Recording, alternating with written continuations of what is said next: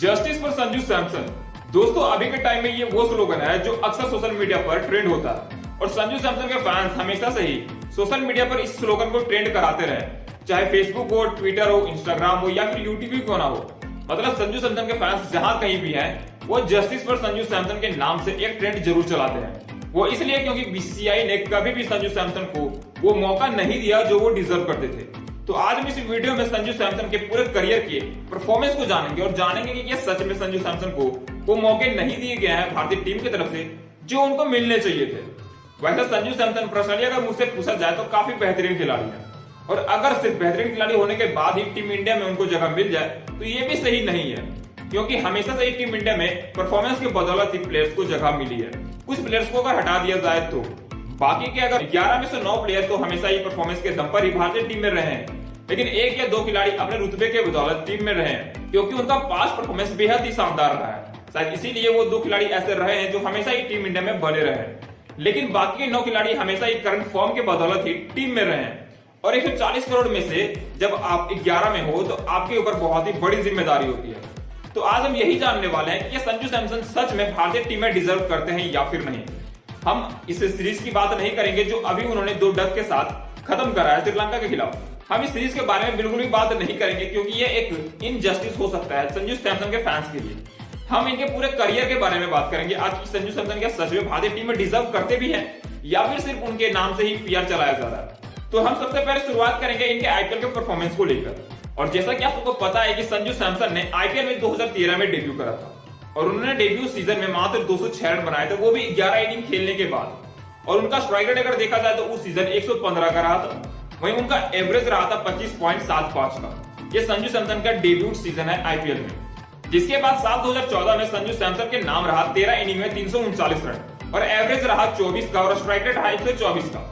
वहीं साल 2015 में अगर बात करा जाए तो संजू सैमसन के नाम रहा 14 मैचों में मात्र 204 रन और उनका अगर एवरेज देखा जाए तो 20 का था और स्ट्राइक रेट 125 का था। साल 2016 की बात करें तो 14 मैचों में उनके नाम रहे 291 रन और उनका एवरेज रहा 26 का और उनका स्ट्राइक रेट रहा 112 का।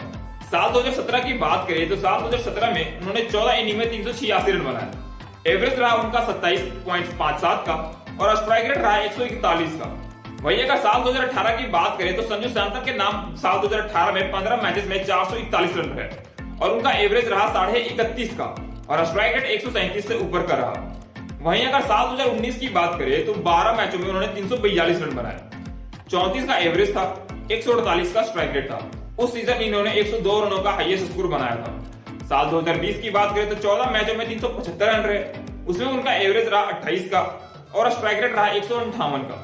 साल 2021 की बात करें तो 14 इनिंग में उनके नाम रहे 484 रन, एवरेज रहा 40 का और स्ट्राइक रेट रहा 136 का।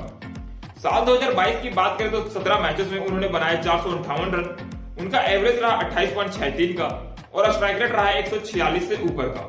साल 2023 की बात करें तो उनके नाम 14 मैच में 362 रन रहे, 30 का एवरेज रहा और 153 का स्ट्राइक रेट रहा। वहीं अगर साल 2024 की बात करें तो साल 2024 उनके करियर का बेस्ट सीजन रहा।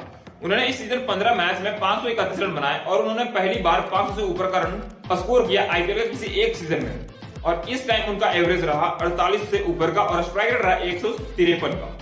मतलब संजू सैमसन का अगर ओवरऑल परफॉर्मेंस देखा था आईपीएल में खास करके तो मात्र 2 ऐसे सीजन रहे हैं जहां भी उन्होंने 35 से ऊपर के एवरेज से रन बनाया हो। अब आप खुद सोच लीजिए कि आईपीएल के परफॉर्मेंस पर उनको भारतीय टीम में जगह दिया जाना चाहिए था या फिर नहीं। आज हम सिर्फ इनके आईपीएल परफॉर्मेंस पर ही बात नहीं करेंगे बल्कि टी20 इंटरनेशनल के बारे में भी बात करेंगे और जानेंगे कि टी20 इंटरनेशनल मुकाबले में जितने मैचेस में इन्हें मौके दिए गए उसको ये भुना पाए हैं या फिर नहीं। वहीं अगर संजू सैमसन के टी20 आईज करियर पर नजर डाले तो भाई साहब आईपीएल से भी खराब परफॉर्मेंस उन्होंने टी20 आईज में दिया है। मतलब उन्होंने 26 इनिंग खेले हैं टी20 आईज में और उनके नाम जो रन है वो है मात्र 444 रन और अगर एवरेज की बात करें तो 20 से भी कम इनका एवरेज है। इन्होंने 19.3 की एवरेज से टी20 आईज में रन बनाए हैं, 3 बार ये नॉट आउट रहे। अगर इनका अगर देखा जाए 30 तो मात्र 3 बार ये 30 से ऊपर रनों का आंकड़ा पार किए हैं और 2 बार ये 50 से ऊपर के स्कोर को पार करा है।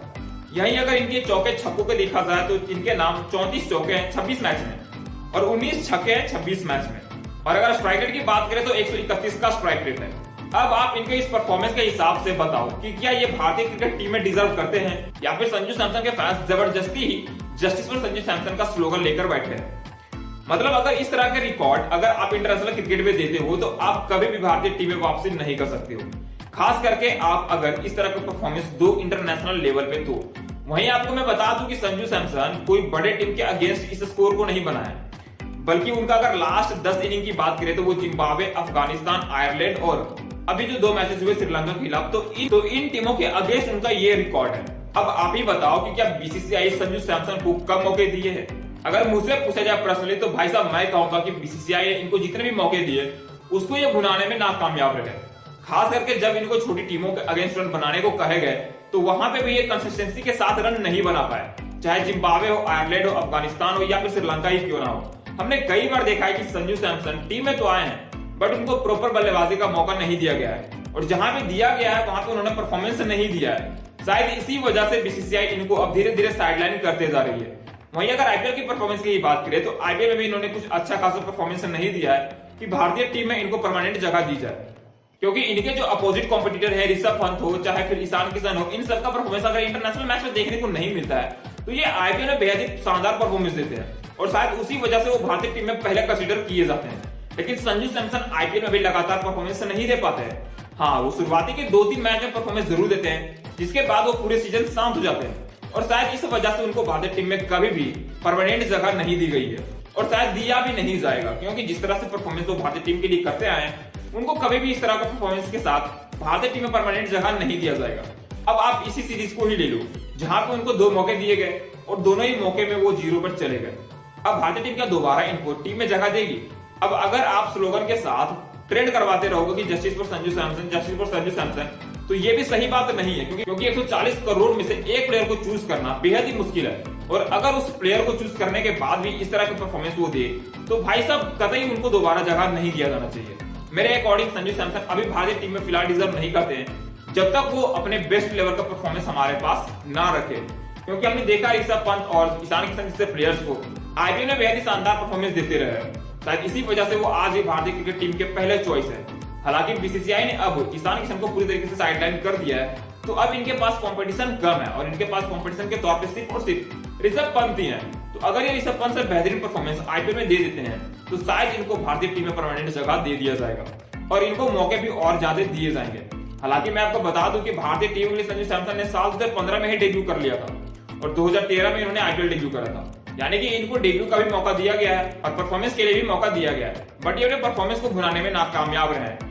दोस्तों, क्या आपको लगता है कि इन परफॉर्मेंस के साथ संजू सैमसन को भारतीय क्रिकेट टीम में जगह मिलनी चाहिए या फिर नहीं? हमें कमेंट करके जरूर बताएं, और अगर आप संजू सैमसन को एक बेहतरीन खिलाड़ी मानते हो तो इस वीडियो को लाइक और चैनल को सब्सक्राइब जरूर कीजिएगा।